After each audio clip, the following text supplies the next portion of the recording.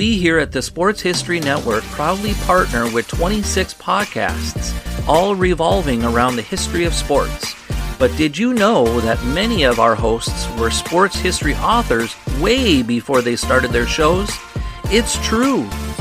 We've got Joe Ziemba, host of When Football Was Football, Joe Zagurski, host of Pro Football in the 1970s, Mark Morthier, host of Yesterday Sports, Tommy Phillips, host of Lombardi Memories, and Scott Adamson, co-host of From the 55-Yard Line. All these authors have many books for you to choose from. To check them out, go to our website at sportshistorynetwork.com/sportshistorybooks. Pick up your copy today. Soundtrack provided by Kevin MacLeod of filmmusic.io. This podcast is part of the Sports History Network, your headquarters for the yesteryear of your favorite sport. You can learn more at sportshistorynetwork.com. Hello again, I'm John Gidley, and welcome to another trip into the football attic. If you were with us last week, you heard the story of the 1994 Philadelphia Eagles, who started 7-2 and missed the playoffs. Today we're going to talk about a team who pulled off the reverse of that feat, the 1970 Cincinnati Bengals, who made the playoffs despite starting 1-6. First, a little backstory. The Cincinnati Bengals were the final team added to the NFL's 1960s counterpart, the American Football League. They were founded by one of the most important figures in football history, Paul Brown. Brown was the first head coach of the Cleveland Browns, founded in 1946 and named after the head coach for his previous success at Ohio State. In his 17 seasons leading the Browns, they won 7 championships.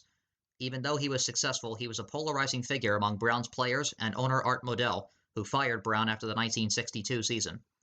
In 1967, after spending 5 years away from coaching, Brown led a group that invested in the AFL's forthcoming expansion franchise in Cincinnati, the Queen City's first professional football team in 25 years.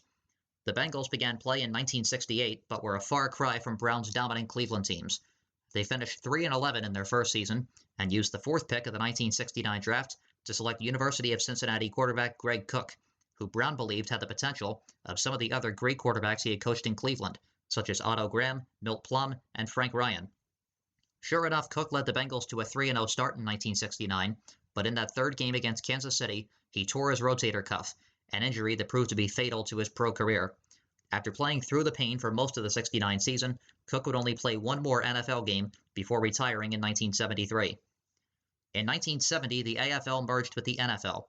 Each of the AFL's teams made up the new American Football Conference, which added 3 previous NFL teams, the Baltimore Colts, the Pittsburgh Steelers, and the Cleveland Browns, to give each league an equal number of teams. The Bengals were one of 4 teams in the AFC's Central Division, along with the Steelers, the Houston Oilers, and Paul Brown's old team in Cleveland. 1970 was also the first season that Cincinnati played at Riverfront Stadium. On opening day, they christened their new home with a surprising 31-21 upset victory over the Oakland Raiders. Despite this momentum, things turned sour in a hurry. The next week, the Bengals lost 38-3 at Detroit. After a 20-13 home loss to Houston, Paul Brown made his return to Cleveland in Week 4. Cincinnati led 17-9 in the first half, but the Browns overpowered the Bengals in the second half to come away with a 30-27 victory. Following a 27-19 home defeat at the hands of Kansas City, the Bengals were shut out 20-0 in Washington, then suffered a 21-10 loss in Pittsburgh on Monday Night Football. Standing at 1-6 entering Week 8 and trailing the Browns by 3 games for first place in the AFC Central, most left Cincinnati for dead. Instead, the Bengals were only getting started. Their amazing resurrection began in Week 8 when they crushed the Bills 43-14 in Buffalo. The next week, in a huge home game against their new in-state rivals, quarterback Virgil Carter ran for 110 of the Bengals' 210 rushing yards, contributing to a 14-10 upset of the Browns. After an easy 34-7 home victory over Pittsburgh the next week, Cincinnati was only 1 game out of first at 4-6. A 26-6 home win over New Orleans the next week, coupled with the Steelers' defeat of the Browns, created a 3-way tie for first place at 5-6. Pittsburgh dropped out the next week with a loss to Green Bay, but the Browns stuck around with a 21-10 Monday night win at Houston, as did the Bengals with a 17-14 victory at San Diego. Cincinnati had now won 5 games in a row.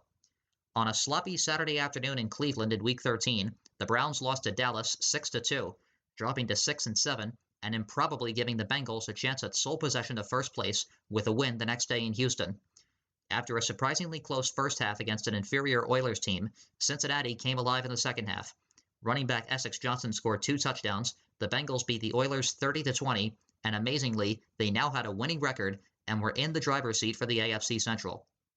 All Cincinnati needed to do was score a victory in their final game of the season, and they were division champions. Fortunately, that final game was at home against the 2-11 Patriots. The Bengals didn't let such a ripe opportunity go to waste as they pounded the Pats 45-7. Against all odds, Cincinnati, after losing 6 of their first 7, won each of their last 7 games to finish 8-6 and win the AFC Central.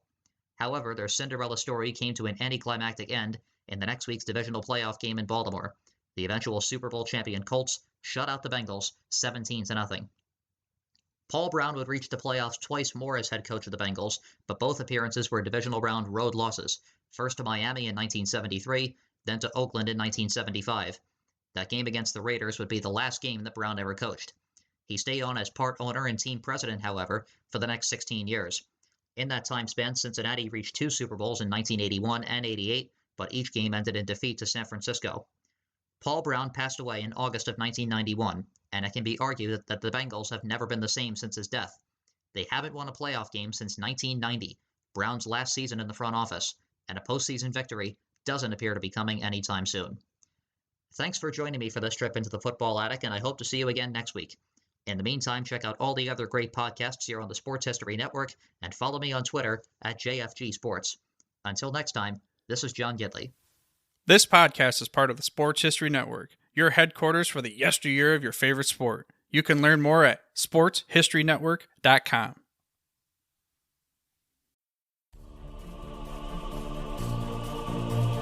We at the Sports History Network are thrilled to work with our sponsors and partners. With their support, we are able to produce great content for you. The other cool thing is most of our sponsors and partners offer discounts to pass along to our fans.